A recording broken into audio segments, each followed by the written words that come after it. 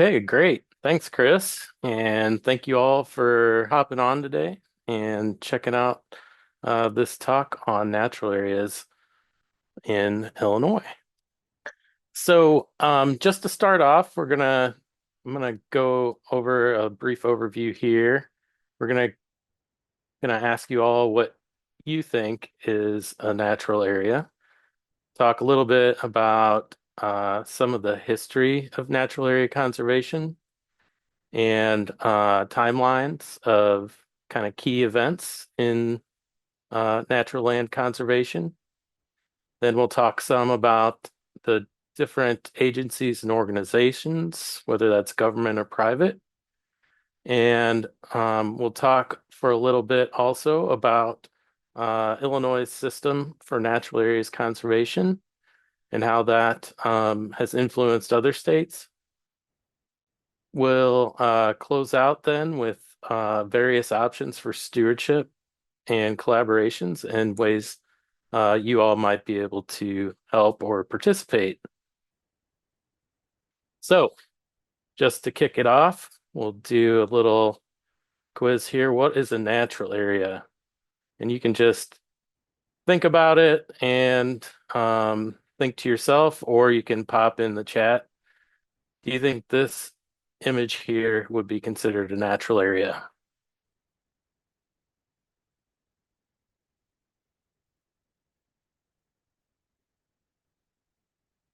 Looks kind of like a park, right? So there could be some natural area in the background, but this is an area that looks to me with the bench and sort of a flat, almost a pavement in the foreground. This would probably not be a natural area in most respects. How about this one? Yeah, potentially an edge to a natural area. So this scene, more of a city background. It does have a lot of plantings, and to someone, this could be the closest thing they have to a natural area in a highly urbanized setting. How about this one? This looks more like it, right? You've got several herbaceous species here in the foreground. Obviously, the bluebells. I can also see some Jacob's ladder, Dutchman's breeches, um, probably a few other things, some anemone. You can even tell in the background there are multiple tree species. So this is starting to get into what we would characterize as more of a high quality natural area, a more biodiverse setting. This one, yes, this is also uh, would be considered a high quality natural area. That's actually from Fern Cliff State Park, and in the background, the hill is the Round Bluff Nature Preserve in the distance. The next couple are a little trickier. So this is more of an agricultural setting. So we have some agroforestry plots with a tree line in the middle. Yes, Dixon Springs Agricultural Center. And in the background, you can see a forested area kind of behind the tree line. Once you get back into that area, you'll have a more naturalized setting. There's a stream and a diverse floodplain. But in the foreground, we wouldn't necessarily think of this as a natural area, even though it has some natural characteristics. What about this one? This one's kind of a trick question. So again, this is another site where in the foreground you actually have this is a two-track dirt road that is highly invaded with Japanese chaff flower, unfortunately. And so this is another agricultural setting, but on either side of this two-track, there are some forested stands that are not super diverse, but could be considered sort of degraded or low quality natural areas. This one, anybody recognize where this is?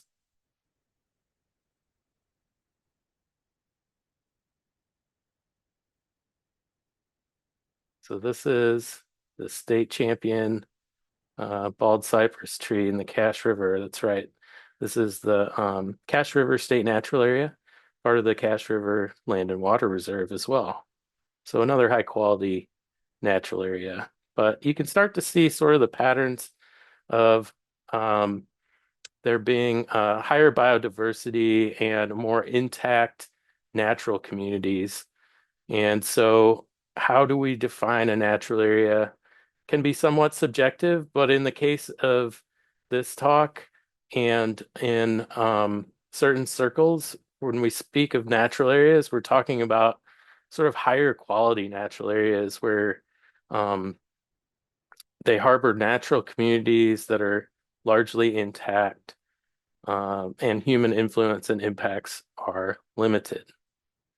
So the quality can vary quite a bit, as we just seen in some of those images. So not every park or preserve will qualify for the higher level of protection and the highest quality.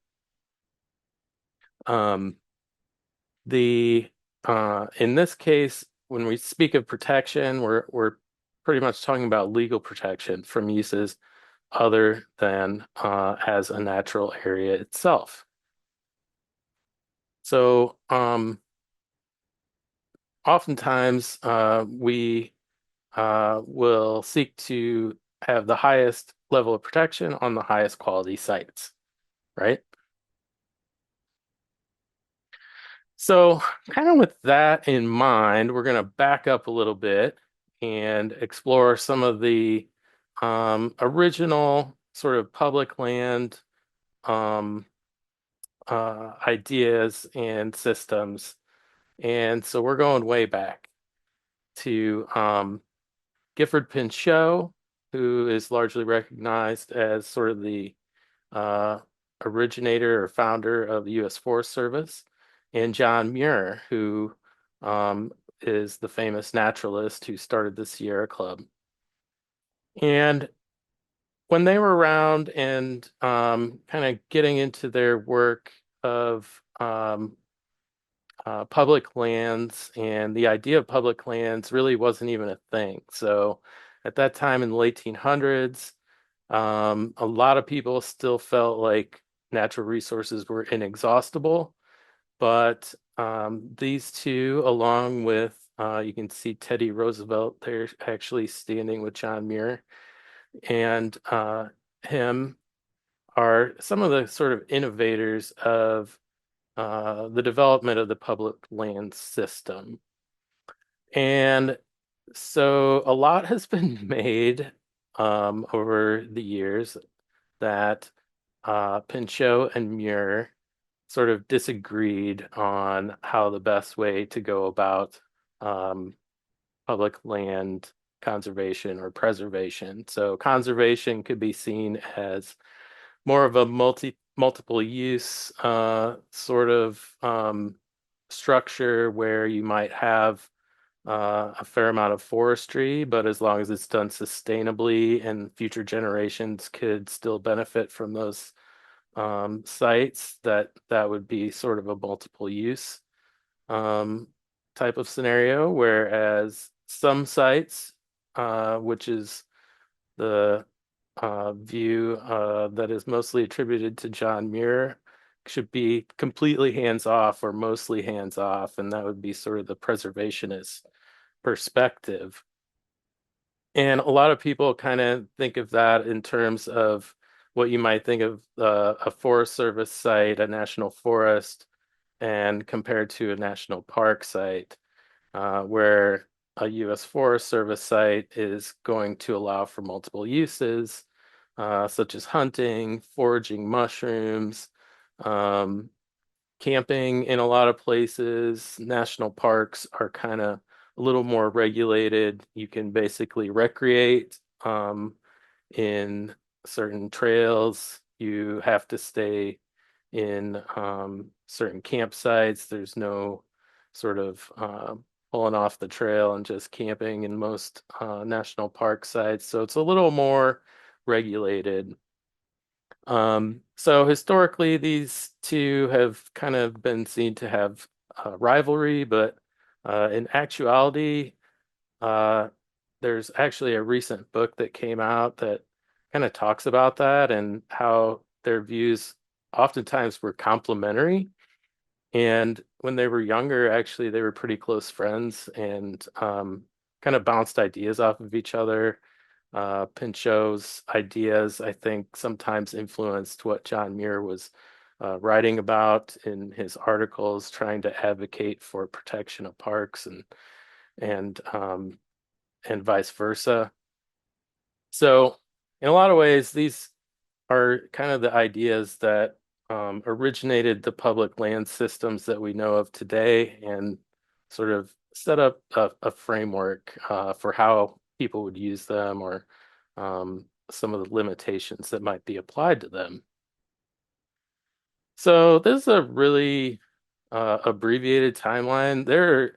When I got into researching this, there are a lot of muddy waters when it comes to sort of the first of this or the first of that. There's a lot of precursors sometimes, or like something might change names a couple of years uh, later. But anyway, it is kind of helpful to have a little bit of a framework. So, sort of, if you think about kind of what was happening in the late 1800s, Yellowstone National Park became a thing.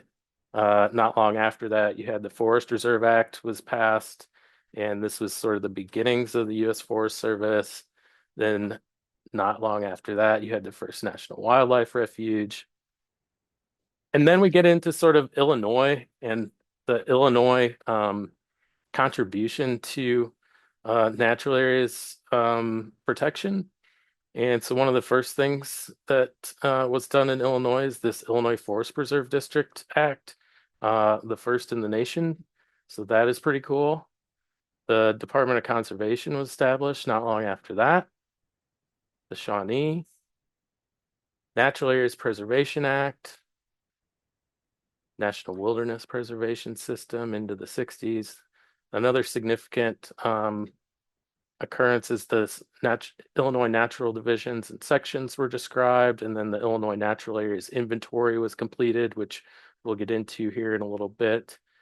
And then an update in 2010, most recently.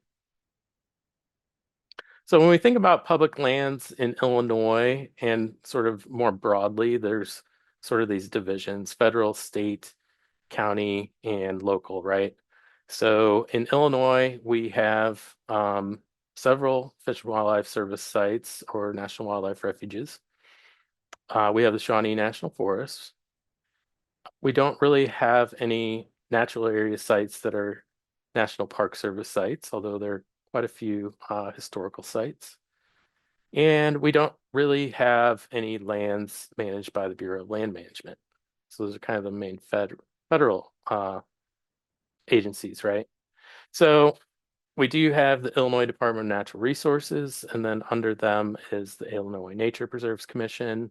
And we'll get into kind of what the meaning of that commission is and the system that it is charged with managing in a little bit. Then you also have the counties where you have quite a few forest preserve districts, conservation districts, and even some municipalities will have natural areas, some of which have designated nature preserves of the highest quality. So Illinois National Forest, National Forest Service sites kind of began again in the late 1800s.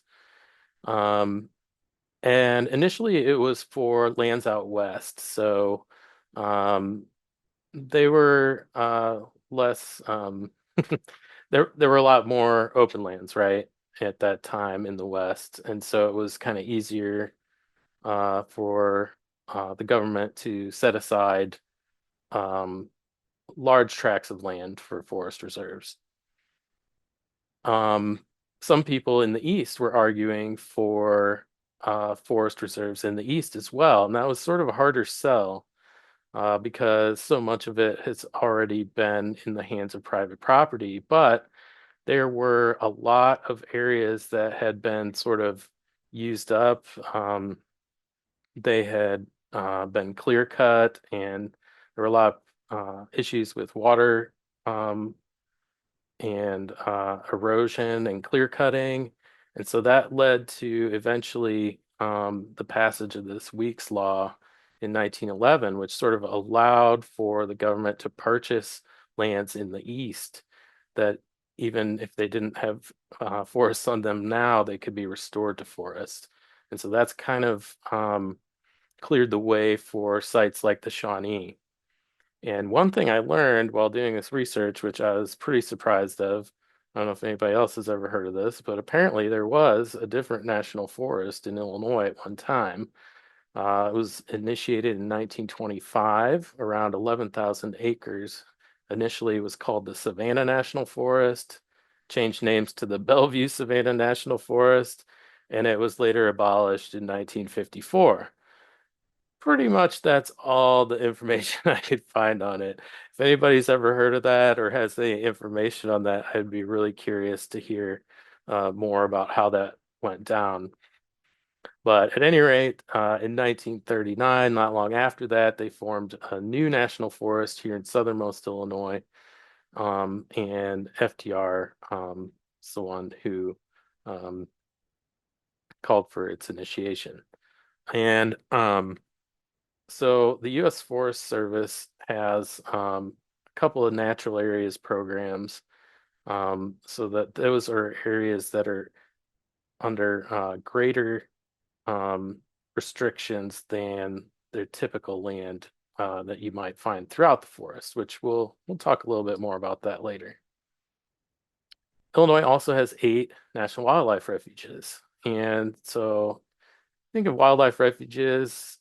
I don't always think about them being the highest quality, but they definitely have a lot of areas within them that are of higher quality and would be considered of the same ilk as a lot of nature preserves and research natural areas. So places like Crab Orchard do have high quality natural areas that would be considered in what we'll get into later in the Illinois Natural Areas Inventory. Sorry, Matt. Um, so the National Park Service in Illinois. So we don't really think about the Park Service having natural areas in Illinois, but they do have a little bit of a footprint here. They have this National Natural Landmark Program, which is really it's basically just a way to recognize the um, the highest quality sites in the nation, and it's really just a recognition. It doesn't really carry with it any sort of extra protection necessarily. But there are quite a few in Illinois, and most of them, I would say, are probably also uh, in the Illinois Nature Preserves program in some way or another. And that includes iconic places like Allerton near Champaign, Forest of the Wabash, Horseshoe Lake, Illinois Beach, LaRue-Pine Hills, Heron Pond, many more.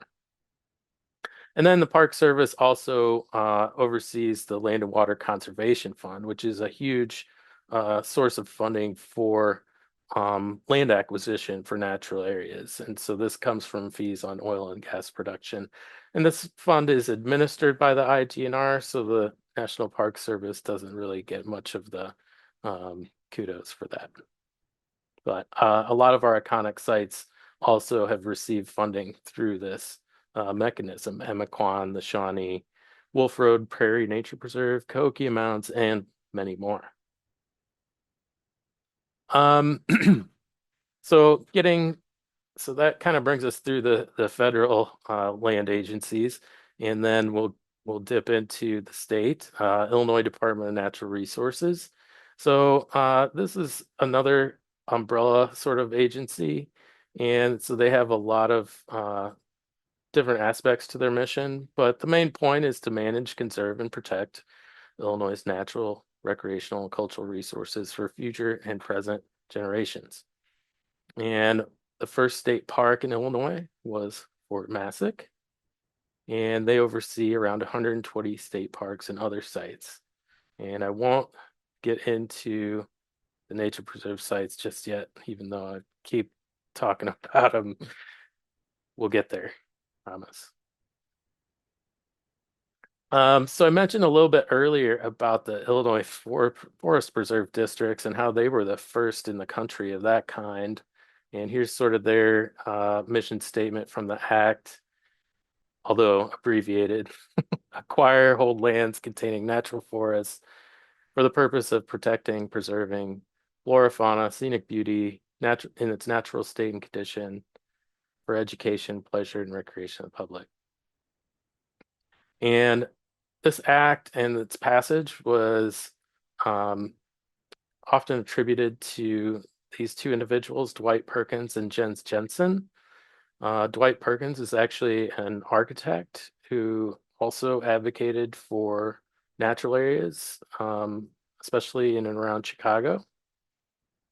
And Jens Jensen is he was actually a landscape architect, and he immigrated from Europe and designed natural spaces in and around Chicago again.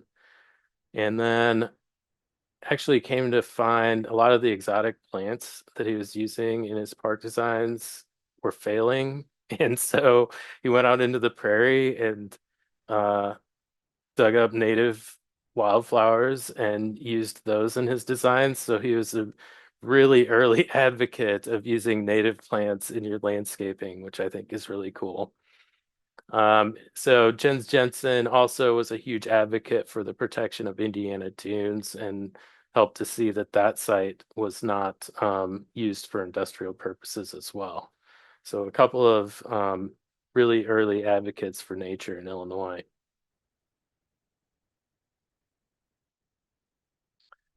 Um, so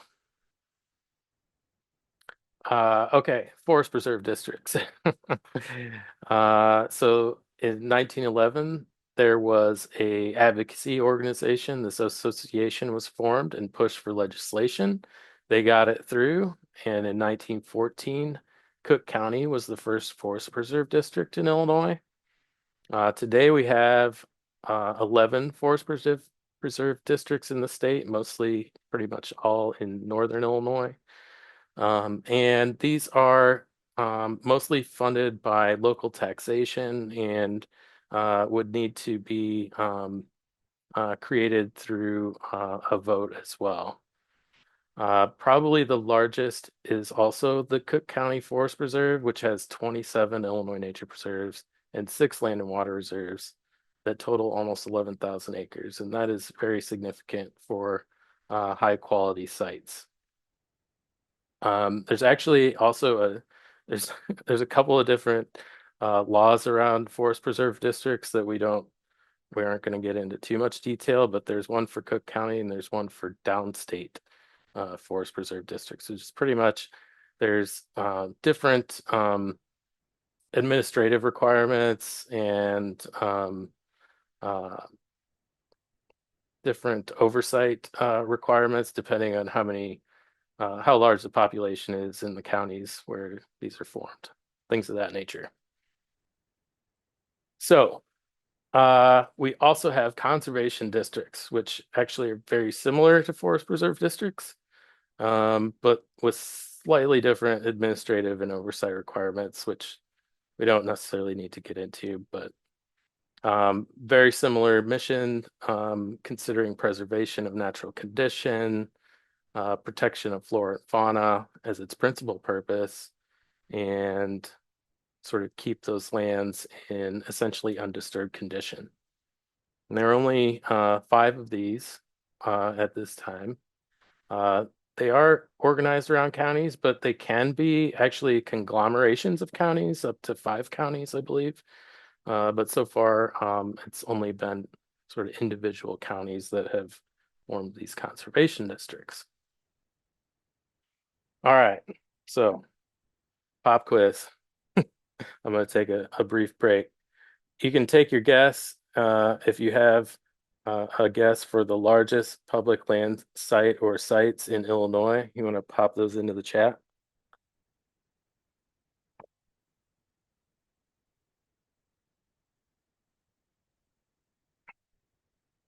Any guesses?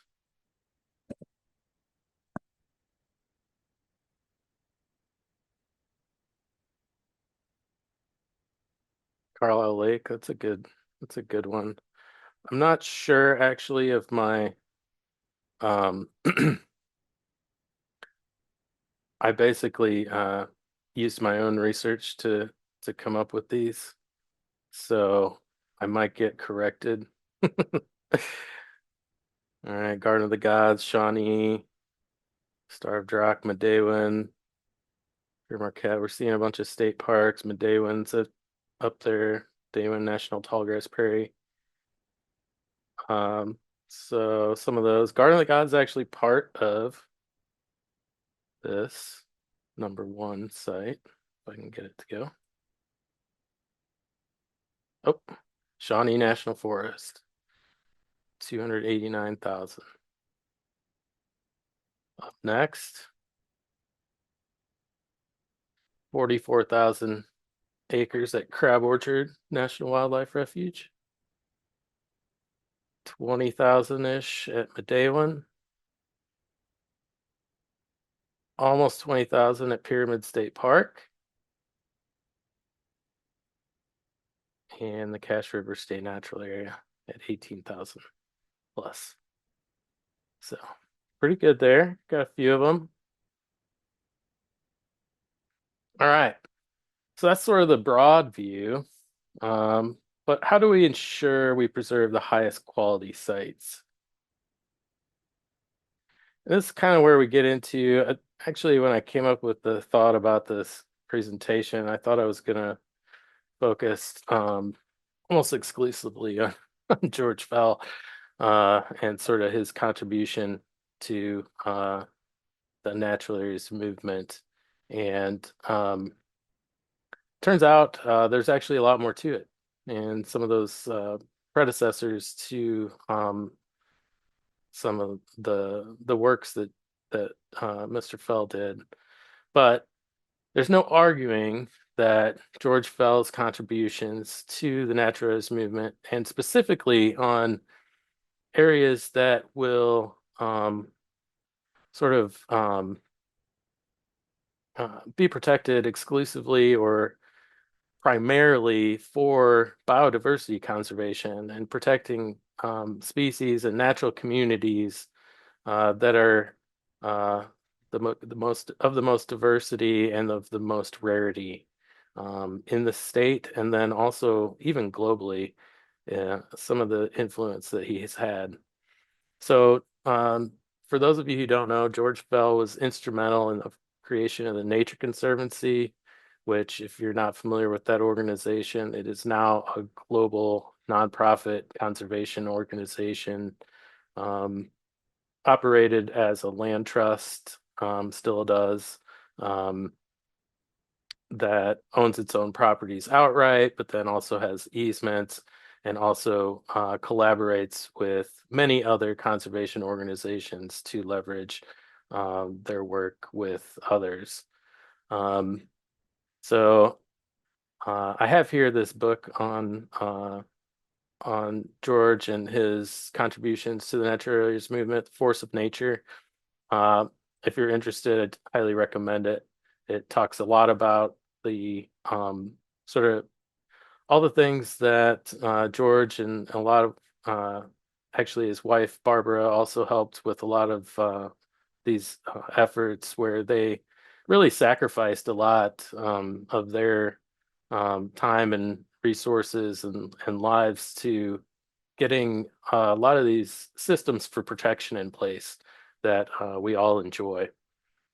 At any rate, he was also a very strong-willed person, according to the book and others that knew him. And so He would oftentimes start something and then others would um, kind of take it over.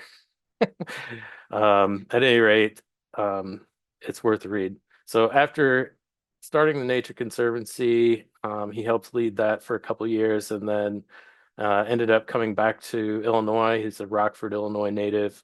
Um, Founded the Natural Land Institute, which is still a land trust today, but they did a lot more of the kind of statewide inventory work involved in the Natural Areas Preservation Act and the Natural Areas Inventory. So he was all or partly responsible for some of these very significant um, acts and systems that we take for granted today, from the Natural Areas Preservation Act, Nature Preserves Commission, Conservation District Act, Endangered Species List, Natural Areas Association, and the INAI. But nobody does anything in a vacuum. And so there were teams of people working on those efforts. Another significant figure in the creation of these systems for natural areas protection is John Schwegman, and the development of the Illinois Natural Divisions. So to protect something, you really need to know what's there. And to start off, you kind of want to be able to strategize and be able to protect areas that represent all of what's available in the state. And so what John Schwegman did and collaborators is they used information on different aspects of the land and they developed these natural divisions. And these are based on lots of different factors, but topography, soils, bedrock. Huge one in Illinois, obviously, is glacial history and what natural communities you'll find based on historic um, glacial pasts and the distribution of animals and plants as well. So here we have sort of some earlier maps that would have been used to develop the natural divisions. So for example, on the left, you have an area of um, the different vegetation types. So plant communities. You can see they kind of follow some of those same patterns that the glaciers would have followed, and then also kind of large river systems to some extent. Then you also have in the middle there areas where you might find different amphibians and reptiles. And they didn't necessarily look at other animals like birds and mammals, which you might know why, because they're able to move around a lot easier. So things like amphibians and reptiles, they would kind of settle into a place where they could exist and they may not have moved around as much. So that kind of helps to delineate areas that would be um, sort of different biologically, right? So again, sort of here's some of that glacial history. You can see on the left, there's kind of this odd little gap here. That's what's called the driftless area. Uh, just weird little spot that avoided glaciation in the past. And so you have that area that's non-glaciated in the far northwest corner of Illinois, and then also here in extreme southern Illinois. But almost all of Illinois, apart from those two little areas, had been under a glacier at some point. So here's kind of the earlier iterations of the natural divisions. And so from there, you can start to classify things, right? And so you can start to go out on the landscape and identify natural communities and affiliate them with different parts of the state. And then you can actually go out and rank them.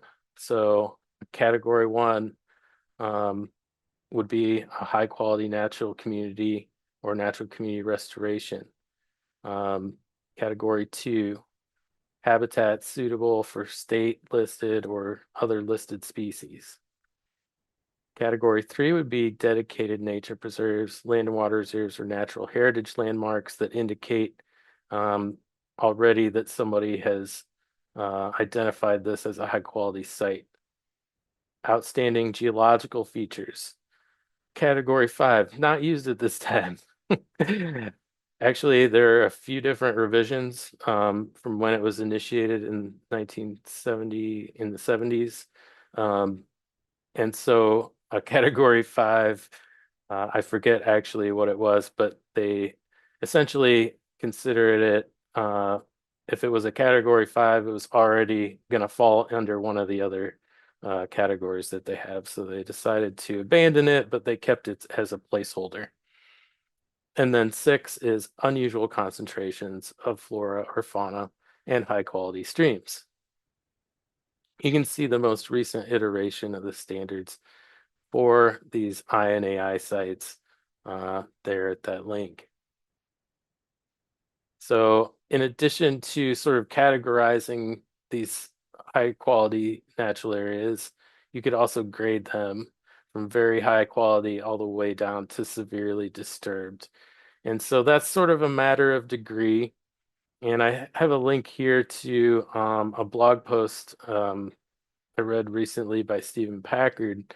What is grade A prairie? If you have time, I highly recommend checking that out and reading.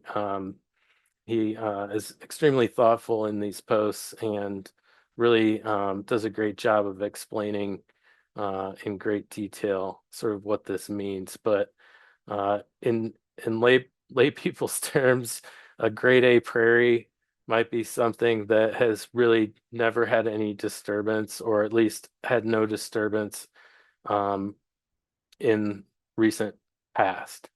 Whereas a grade B prairie might have had grazing on it 15 years ago, and you can still tell that some of the most sensitive species are not occurring there because of that past grazing. So that's kind of an example. Grade C might have been, oh, they planted trees inside this prairie, and so it's going to take a little more effort to restore this prairie site back to what it once was, and so on down the line. But it's just a way of sort of organizing sites and categorizing them. We have limited resources, obviously, but we also want to be able to recognize the highest quality sites. And so, again, this sort of provides a strategic framework where professionals can go out and revisit these sites over time and see what their needs might be. Does it need more frequent fire for certain species to persist? Are there woody species encroaching on a more open area? Um, is there a new invasive plant that's taking over? Um, Things of that nature. This is another good article that I came across from John Schwegman 10 years after the original INAI. Again, if you have time, it's kind of a good summary of what they accomplished in those first 10 years and sort of a signpost for what was to come. So once you get through the INAI, the natural areas inventory itself doesn't necessarily protect a site. Um, it just identifies it as a high quality site. So the next step would be a system that ensures its protection into the future. And so that's where this Natural Areas Preservation Act comes in. It initiated the Illinois Nature Preserves Commission, which in turn started this system of nature preserves. And it's the highest permanent legal protection of the highest quality sites. That's what an Illinois nature preserve is. There were a couple other rankings that were possible. Land and water reserves. These are typically not quite as high quality as nature preserves and oftentimes had fewer restrictions on the land in terms of, and it could also be temporary in terms of years or a permanent um, protection. And then finally, you had natural heritage landmarks. So this was sort of a voluntary recognition program that allows for state assistance in management and sort of supposed to warm people up to the idea of more permanent protection. Um, they typically prefer, in recent years, to um, go for permanent protection. There's very few instances where there are these easements of sort of temporary terms. But at any rate, we'll talk a little bit more about this. But right now, there are around 622 sites that protect over 120,000 acres of the highest quality in Illinois. So that is pretty awesome. So the nature preserve system is a sort of conservation easement. So essentially, a conservation easement is the land use rights, or portions of the land use rights are um, either purchased or donated, and there are restriction placed on them, right? So we talked about the Illinois Nature Preserve System. Some other examples of public programs with conservation easements might include the Wetland Reserve Program or Conservation Reserve Program through USDA and RCS. And then also private land trusts and other NGOs can place conservation easements on land that may not qualify for the Illinois Nature Preserve System, or maybe somebody doesn't want to go through the state, they can go through a land trust. So the restrictions on conservation easements can vary quite a bit. So some might be very restrictive, as in the Illinois Nature Preserve System, but um, others can allow for a whole range of uses from agriculture to forestry. Some conservation easements are in areas where there's rapid urban development, for example, and so there would be um, areas where you might want to place a conservation easement on farmland. And so protect it from urban or suburban development, but allows the agricultural use. The tax implications of this can vary, but can be of a significant benefit to the people who are going for those. There can be income tax benefits, charitable tax deductions, estate tax exclusions, and possibly others. Definitely want to consult a tax professional. Um, these are just some of the possibilities that I'm aware of. So some other land trust examples. So land trusts, in addition to conservation easements, oftentimes they'll own their own sites, and they might own sites that are kind of doubly protected, where they themselves are a conservation land trust and own the land, but they want to have that added legal protection from the state of Illinois, and so they might register their sites also as Illinois nature preserves and land and water reserves. It's of great benefit for them, both for legal protection, but then also in assistance with stewardship actions. So a few examples here: Illinois Audubon Society is a statewide um, um, nonprofit that owns around 14 of their own sanctuaries, and the majority of them are INPC designated. Another example, the Natural Land Institute in Northern Illinois has around 15 of their own sites and around 40 conservation easements. Um, Another is the Grand Prairie Friends in East Central Illinois that has around 7 or so fee simple sites.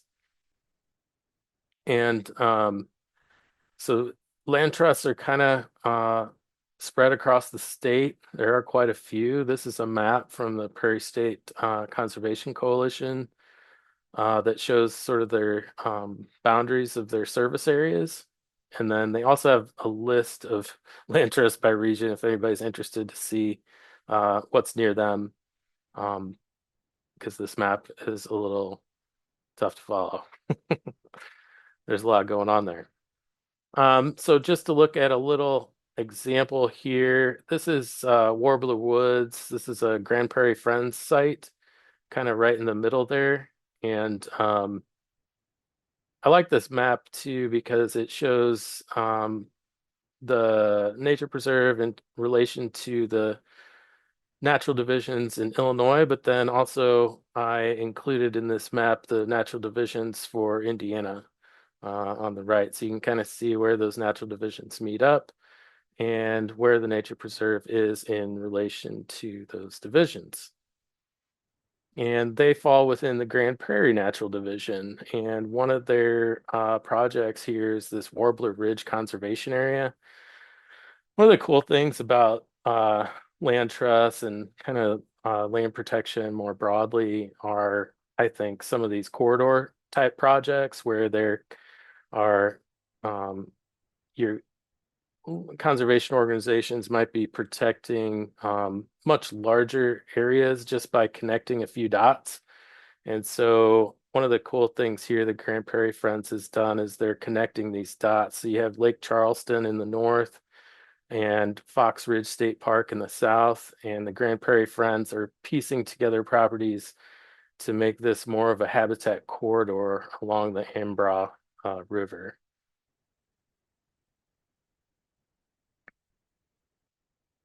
Um, this is sort of a special case in the Shawnee National Forest. So they have their own natural areas program.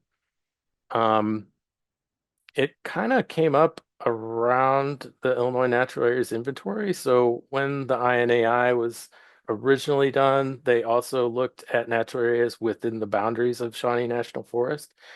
And the Shawnee, as a federal agency, couldn't have a state entity kind of overseeing their sites, but they did agree that they had these really high quality biodiverse areas within their boundaries, and so they decided to protect them sort of on their own, and includes around 7,000 acres and 80 different areas, and includes sort of these different designations similar to the INAI categories: ecological, zoological, botanical, geological, and then also research natural areas.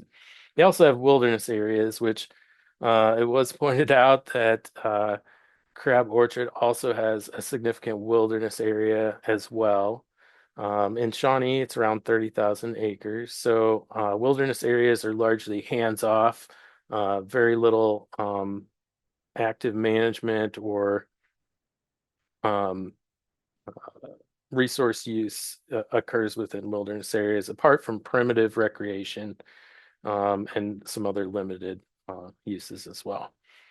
Shawnee National Forest also has a few different wild and scenic river candidates that are also managed with sort of a higher level. Um, so one example here is this LaRue-Pine Hills Otter Pond Research Natural Area Ecological Area, also a National Natural Landmark. Actually has lots of the designations that we mentioned earlier. It's kind of fun. 3,600 acres, contains 14 natural communities with over 1,350 species of plants and animals, and one of two places with naturally occurring shortleaf pine. Also here is the famous Snake Road that's closed to vehicles in the spring and fall, although those dates can vary somewhat depending on um, the weather and what the animals are doing. And I totally agree with the Forest Service quote here, one of the most unique areas in the world. It's very cool. If you haven't been, worth checking out. If you're not familiar, here it's the big red stars in the southwest corner of southernmost Illinois. Again, includes two natural divisions, Ozark Division and Lower Mississippi River Bottomlands. It's a pretty cool place to visit. It's pretty easy to access even though it's somewhat remote. There is actually a campground and three plus trailheads that you can use to see a lot of it. There's sort of the lookout. Don't think this is an inspiration point, but it's somewhere along the bluff. It's kind of looking back at the bluff with the swamps in the foreground. You can see why it might be diverse. You have such a range of different habitat types from these swamps to the cliffs to the barrens and the hill prairies up on the bluff. Um, just really convergence of different habitats and community types. Wouldn't be a talk about Snake Road without a couple snakes in there. Um, so I did want to throw in a word about collaborations too. Some of these are really significant. Chicago Wilderness Alliance has been around for a while. This is a regional collaborative up around Chicago and actually extends into Indiana, Michigan, and Wisconsin. So it's a regional collaborative that works to implement landscape scale conservation. It's incredible the amount of diversity that Chicagoland area has been able to save considering the urban population center. And so it's a really neat group that's gotten together to make sure that that continues into the future. The Land Trust Alliance is a national collective of land trusts that works on accreditation for land trusts so that people are secure in making their donations and feel like they're going to do a good job. This group can also offer shared defense if something ever happens to a conservation easement that a land trust holds. They might uh, be part of the shared defense fund where they can come to each other's aid. They also have a lot of shared resources and information if anybody's interested in checking them out. Another group that I mentioned earlier already, the Prairie State Conservation Coalition.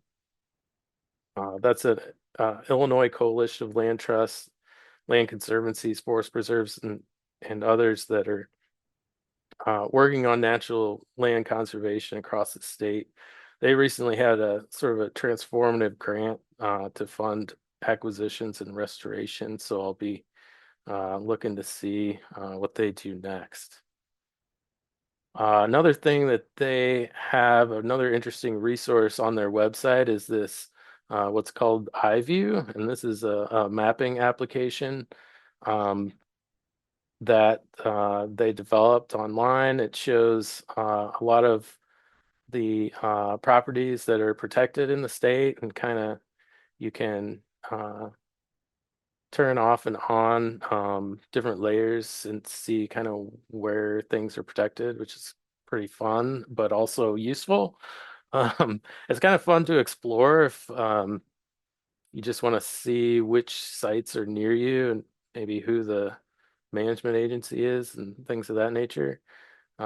So it's worth checking out. But then also for people who are planning conservation protection projects, you might look at these maps and kind of see where you might put together some of those puzzle pieces. So you can kind of turn off and on these different layers. Like here's just looking at the nature preserves versus kind of a lot more of the different layers with the forest preserves and everything else in it.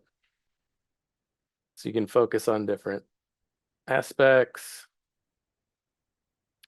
Here's one with multiple layers turned on with conservation opportunity areas. So folks that are interested in land protection projects can strategize. It's a really neat resource. Um, just another brief word on another aspect of natural areas management is the research and sort of sharing of knowledge about natural land stewardship and practice. And so the Natural Areas Association, Ecological Society of America, Society for Ecological Restoration. These are just a few of those. There's been a proliferation, I would say, of societies and associations that do good research and have good scientific background. So there are a lot of options out there these days, which is good. Um, Other groups and organizations, uh, especially around volunteer opportunities, could be friends groups. I've been involved with the Friends of Illinois Nature Preserves here for a couple of years. They're a relatively new organization, but they're doing a lot of really good work focused particularly on those highest quality sites, Illinois designated nature preserves and land and water reserves. And there are a lot of just local friends groups. You could find if you have a favorite local site, a lot of times they're going to have a friends group that's doing volunteer work to help keep those natural areas um, healthy. Some statewide and national options would be us with University of Illinois Extension, especially with the Master Naturalist program. Um, if you're not familiar, happy to talk to you more about that at some point. The Nature Conservancy's Volunteer Stewardship Network, Pheasants Forever, Quail Forever, and National Wild Turkey Federation. These organizations do a lot of habitat work on various lands across the state and the country. And the NRCS, Natural Resources Conservation Service, and soil water conservation districts as well can be good resources for land stewardship. Also, prescribed burn associations. We're fortunate to have the Southern Illinois Prescribed Burn Association down here. There's also the Great Rivers PBA up around Alton. And RC&Ds, although there are only a few left, some of them are still doing some really good work, such as the Shawnee RC&D down here. And so land protection alone is not sufficient to maintain most natural communities.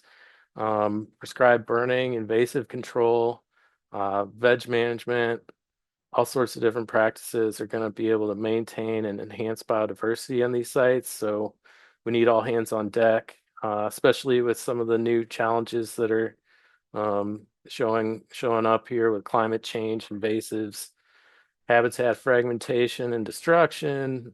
The list goes on and on. So we always need folks to help out, but um, you can see here in this pic, I think we can do it. It's a lot of hard work, but there's a lot of people working hard in all aspects of natural areas and in this state and beyond. And so it's a great community to be a part of. And with that, I have a couple of pages of references you all can check out. If we have time, I'd be happy to answer any questions you might have.